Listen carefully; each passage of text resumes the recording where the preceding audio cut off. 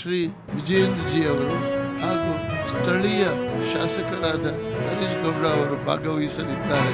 ಈ ಬಳಿಕ ಮಾನ್ಯ ಪ್ರಧಾನಮಂತ್ರಿಯವರು 100 ವರ್ಷ ಸತತವಾಗಿ ಆಧ್ಯಾತ್ಮಿಕ ಮತ್ತು ಶೈಕ್ಷಣಿಕ ಸೇವೆ ಸಲ್ಲಿಸಿದ ಶ್ರೀ ರಾಮಕೃಷ್ಣ ಆಶ್ರಮದ ಪ್ರಾರ್ಥನಾ ಮಂದಿರಕ್ಕೆ ಭೇಟಿ ಸಲ್ಲಿಸಿ ನಂತರ ಪಕ್ಕದಲ್ಲಿರುವ ಶ್ರೀ ರಾಮಕೃಷ್ಣ ವಿದ್ಯಾಶಾಲೆಯ ಕ್ರೀಡಾಂಗಣದಲ್ಲಿ ಜರುಗಲಿರುವ ಸಾರ್ವಜನಿಕ ಮಹಾಸಭೆಯಲ್ಲಿ ಸಾವಿರಾರು ಯುವಕರ, ವಿದ್ಯಾರ್ಥಿಗಳ, ಭಕ್ತರ ಮತ್ತು ಮೈಸೂರಿನ ಮಹಾಜನತೆಯನ್ನು ಉದ್ದೇಶಿಸಿ ಮಾತನಾಡಲಿದ್ದಾರೆ.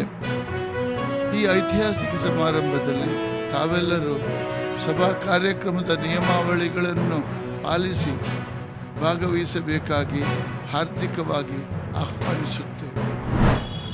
KWRC ಅವರು 3500 ಕ್ಯೂಸೆಕ್ಸ್ ಅನ್ನ ಪ್ರತಿನಿತ್ಯ ತಮಿಳುನಾಡಿಗೆ ಹರಿಸಬೇಕು ಹೇಳಿದ್ರು.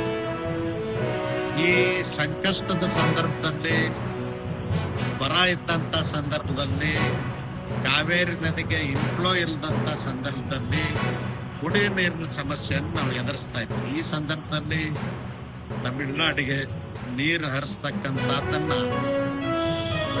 ಉಚಿತ ಅಲ್ಲ. ಮತ್ತು CWMA ಕಾವೇರಿ ವಾಟರ್ ಮ್ಯಾನೇಜ್ಮೆಂಟ್ ಅಥಾರಿಟಿಗೆ ಇವತ್ತು ಅಪೀಲ್ ಹಾಕ್ಕೊಂಡಿದ್ದಾರೆ. ಕರ್ನಾಟಕ ಸರ್ಕಾರದವರು ಕನ್ವಿನ್ಸ್ ಮಾಡಿ ಯಾಕೆ ನಮಗೆ ನೀರು ಕೊಡೋದಿಲ್ಲ ಅಂತಕ್ಕಂಥದ್ದು, ಮತ್ತು ಸಂಕಷ್ಟ ಫಾರ್ಮುಲಾ ಏನದ ಅದರ ಬಗ್ಗೆ ಕನ್ವಿನ್ಸ್ ಮಾಡಿಕೊಡ್ತಕ್ಕಂಥ ಪ್ರಾಮಾಣಿಕ ಪ್ರಯತ್ನವನ್ನು ಕರ್ನಾಟಕ ಸರ್ಕಾರ ಮಾಡಬೇಕು.